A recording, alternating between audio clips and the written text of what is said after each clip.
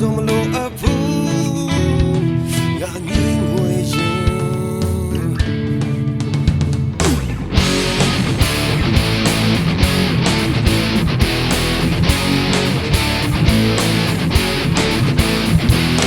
ဘာတော့ဆက်တဲ့ရှိမဲ